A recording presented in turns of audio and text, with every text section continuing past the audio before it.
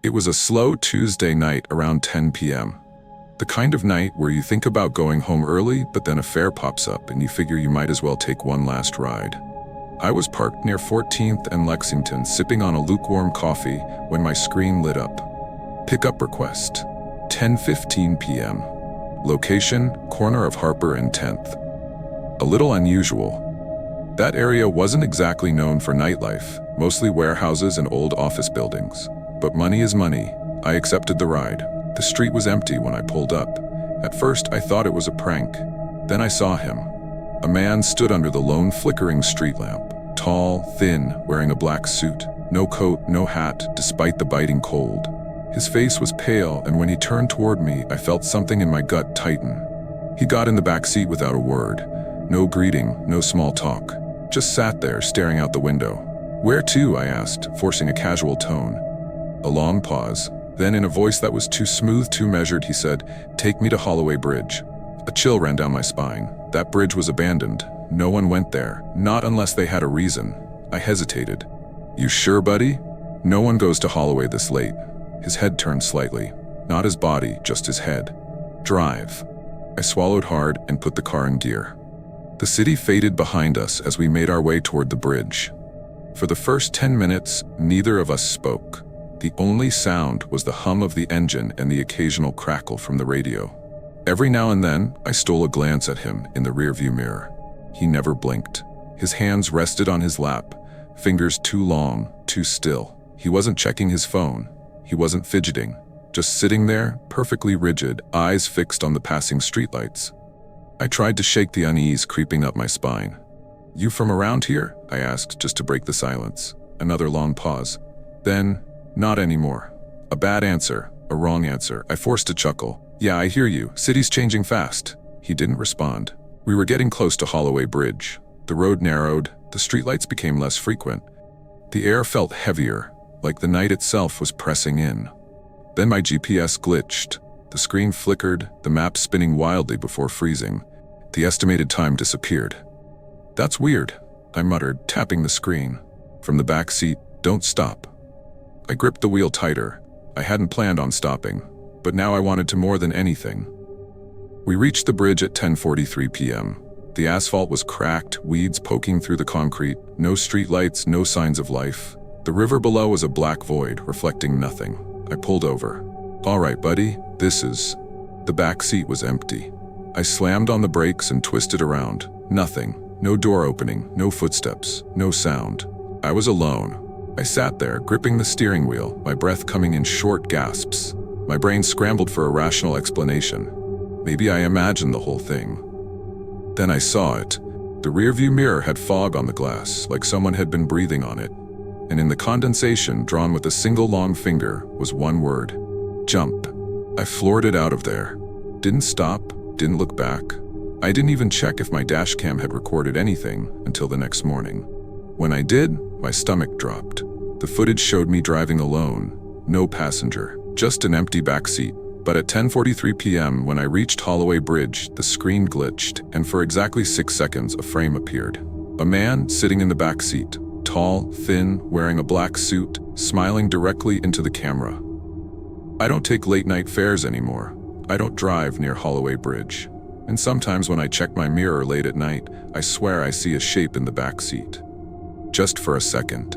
Just long enough to whisper, "Drive."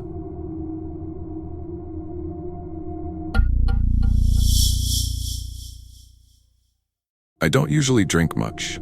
I like to stay in control, keep my head clear. But that night was different. It had been a long week, and when my friend Daniel convinced me to come out for a few drinks, I figured, why not? I should have said no. By the time I left the bar, it was 11:07 p.m. The cold night air slapped me awake as I stumbled onto the sidewalk, pulling my coat tighter around me.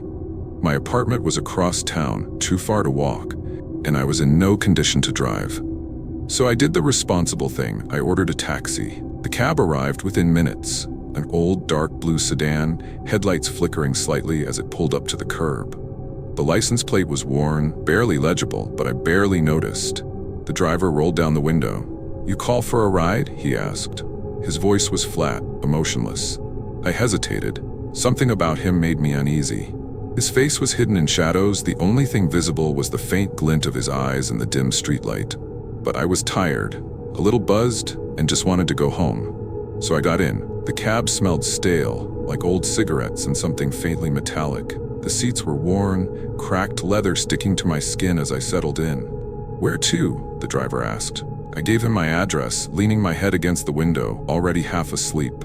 The city lights blurred past as we drove in silence, until we made a turn I didn't recognize. I blinked, sitting up. "Hey, I think you missed the turn." No response. The driver kept his eyes on the road, his hands gripping the wheel a little too tightly.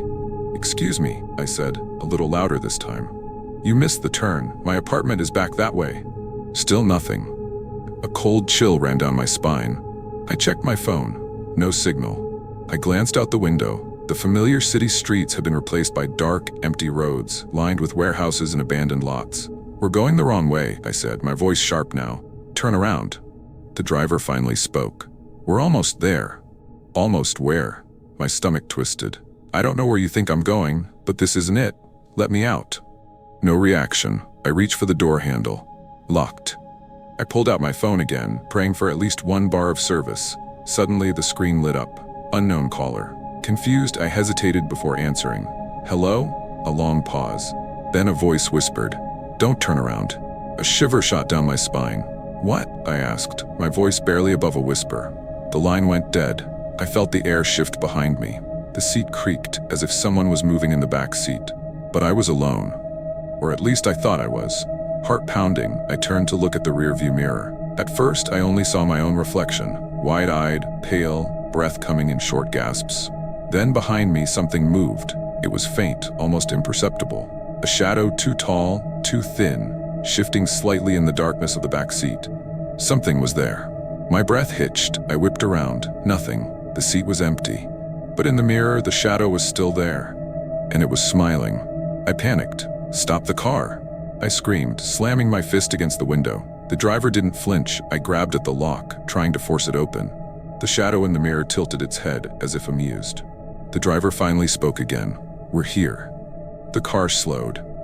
We had arrived at an empty field, nothing but dead trees and fog in every direction. "No," I whispered. This isn't where I live." The driver turned his head, just enough for me to see the grin stretching across his face. The doors unlocked. "You should get out now." I didn't hesitate. I threw the door open and ran, stumbling through the tall grass, my breath coming in ragged gasps. Behind me, the cab idled, its headlights piercing through the fog. I didn't look back. Not until I heard the voice again. "Hey, you forgot to pay." I turned. The cab was gone. There was nothing but an endless field stretching into the darkness. I don't remember how I got home. 1 minute, I was running through that field. The next, I was waking up in my own bed, my phone buzzing with missed calls from Daniel. No record of the cab, no ride history on my phone, like it never happened. But I know it did.